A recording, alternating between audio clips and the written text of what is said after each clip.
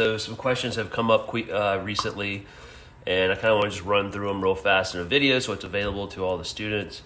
It's kind of when do you use certain gluing products. Spray mount has been used a good bit by students. Typically spray 77, super 77 is what we're using.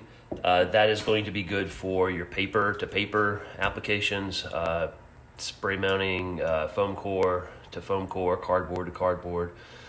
Typical application is to spray both sides of what you're sticking together, let it tack off so it's not wet, and then sticking the two together. But once you've stuck them, they're pretty much there.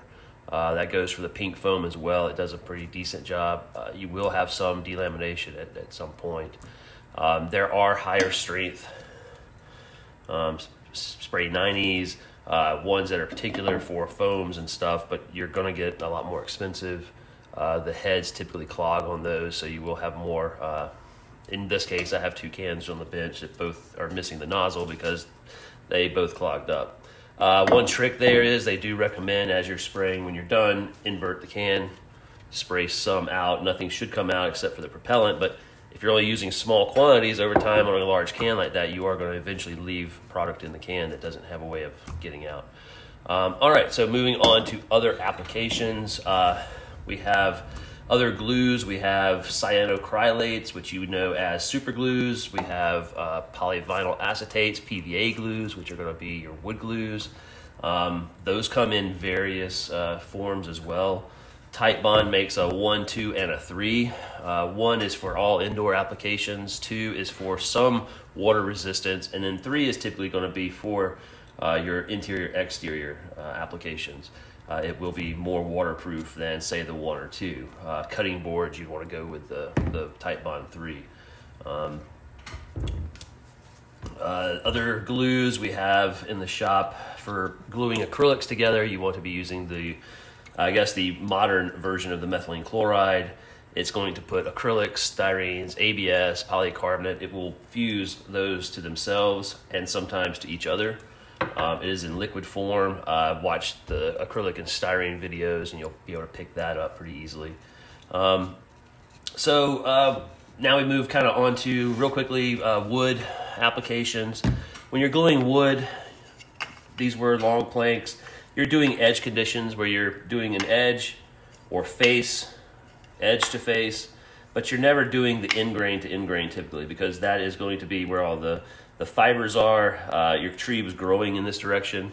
So if you try to do a butt joint that way, end grain to end grain, it's going to wick all the moisture out of the glue and more than likely fail. So when gluing wood, you're going to put thin amounts, put it together, always clamping it. Let's fast forward to our actual foam product. Students are gluing this currently. Sign foam, urethane foam. We're cutting weird shapes out. So some important things we need to be aware of. There are two glues that I recommend there. Epoxy, you can buy the $20 to $30 bottles, keep it clean. But more than likely it's going to start aging before you use all of that. So your best probably to do the $6 to $8 little syringe. It's very important when you squeeze that out that you are monitoring that you are squeezing 1-to-1 ratio of the material. And then another thing to note with the foam, if we mix up the epoxy and we put an entire coat on here, we squeeze it together, we clamp it. Well, this is my next view that I need to cut. That glue is sharing that edge. And so I start sanding. The sign foam, urethane foam is softer than that glue line.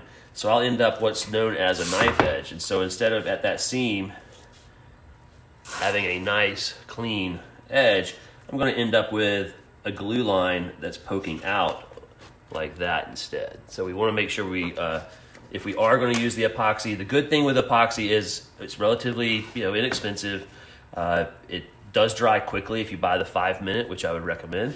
But we need to map out where our glue location is. So putting glue here, we want to make sure that we are staying inside of our model. So about a 1/2 inch to inch inside of our model in this view, as well as this view. We want to stay inside. So if we were gluing, we would come in and mix up small blobs and put, you know, small little dollops there. So we're going to do both. We're going to mix up some epoxies so you can see that.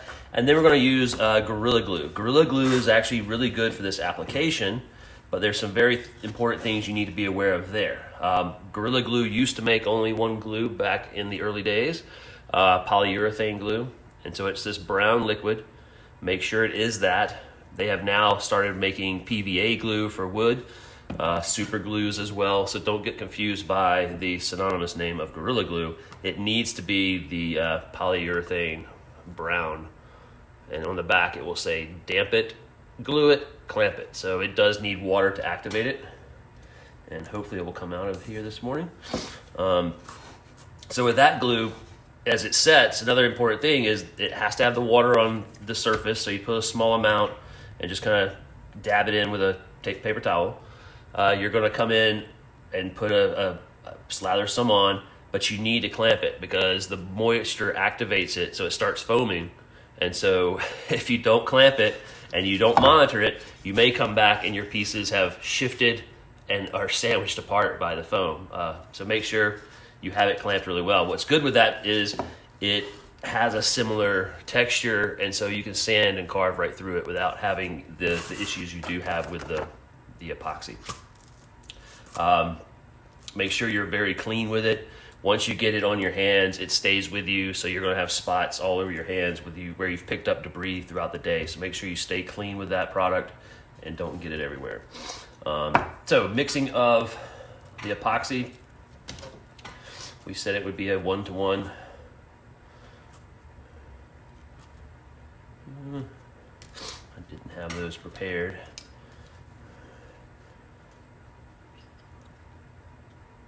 All right, so you're just going to squeeze out equal amounts. If you don't squeeze out equal amounts, then it may stay gummy and not work properly. So mix it up really well, get it off the stick, and then reincorporate that back in. And then I'm going to quickly map out where a couple of those dollops can go. Okay. And then we'll do the other half with the urethane glue.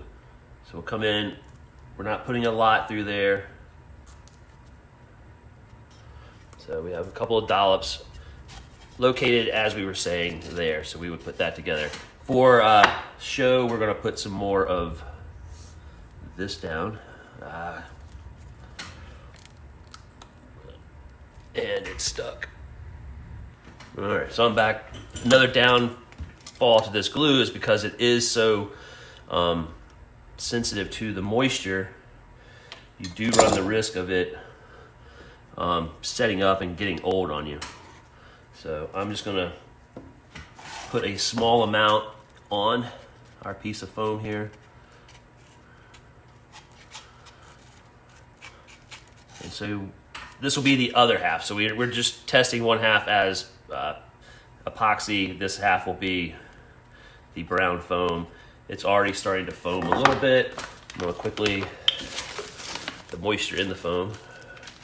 So we're just gonna activate it by putting a little bit of moisture on this side. We will clamp it now. And then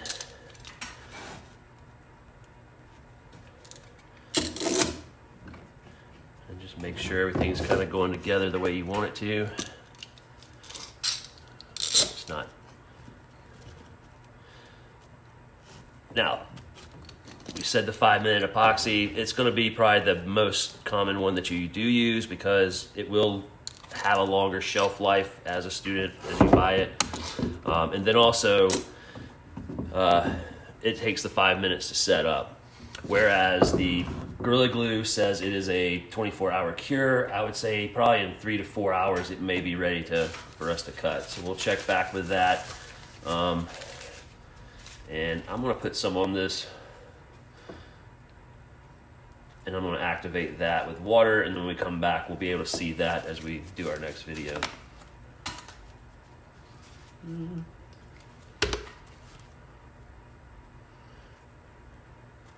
So we can see how much that does start to foam. All right, hope that helps out.